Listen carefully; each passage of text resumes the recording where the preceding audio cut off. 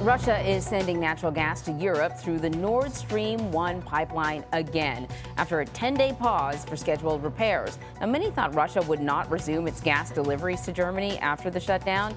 It continues to only deliver at 40% capacity, the same as before the repairs took place. Tesla is taking a step back from Bitcoin. The automaker sold 75% of its holdings of the cryptocurrency for over $900 million. Elon Musk told investors the dump was due to concerns about the company's liquidity following COVID shutdowns in China. The company is holding on to its Dogecoin, though. And demand in the housing market is certainly cooling off as the number of home sales drop for a fifth straight month.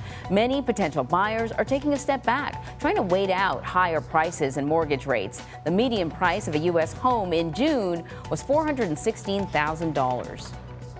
Small businesses across the country are feeling the effects of soaring inflation. A recent survey by Goldman Sachs found majority of small business owners think the economy is worse than 3 months ago, and 93% are worried about the U.S. economy experiencing a recession over the next year. So Sarah Ewall-Wice is a CBS News reporter covering the economy and has been speaking to a number of small business owners about just taking their temperature. So thanks for joining us. I imagine any little tick up in inflation, small business owners are going to feel it first because they got less storage space, less wiggle room, less profit.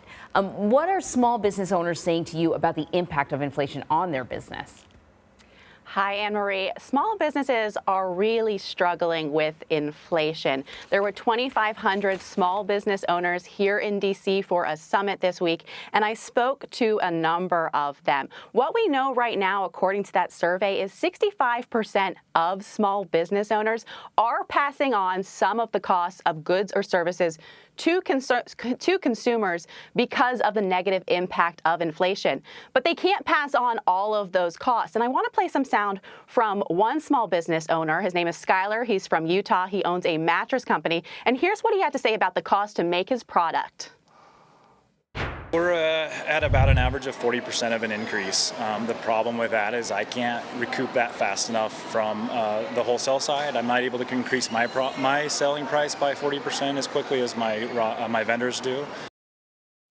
So like you said, or he said, his costs are up 40%. He said he's only able to pass about 15% of that on to consumers because, of course, if you pass on 40%, they're not going to buy mattresses the same way he needs them to keep buying mattresses. So he's really taking a hit. Another small business owner I spoke to from Iowa, she is the owner of a gourmet popcorn company. She told me that she's seen increases for cost for her products up 50% if she can even get those costs of those products at all. And she says she hasn't increased prices yet because it's gourmet popcorn. It's already more expensive than regular popcorn, but that may be something she has to temporarily do if this continues. Yikes. And so then it's not just inflation. We've been saying over and over again that it's really tough for businesses to find people to hire. That's also sort of putting the squeeze on small business owners. Yes, we keep seeing that headline, 11 million or more job openings. And these small businesses actually said inflation is a huge problem for them, but finding and retaining workers is an even bigger problem. They're having a lot of trouble competing with bigger firms. And I want to play some sound for you from two separate business owners.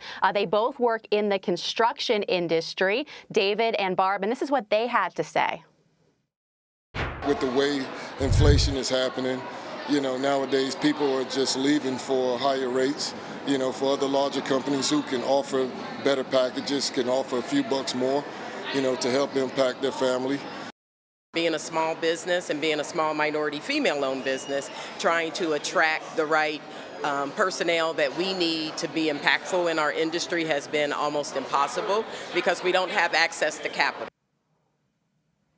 And David told me he used to be in a position where he could hire mid-level employees to be out on the construction sites with his workers.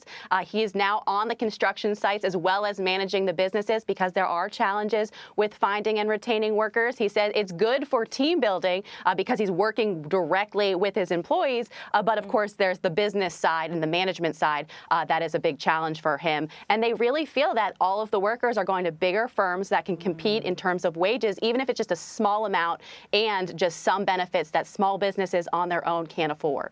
You know, we call them small businesses, but really, you know, almost half of employees in this country work for those small businesses. And so we are talking small business, major impact on the economy, though. Sarah, thank you.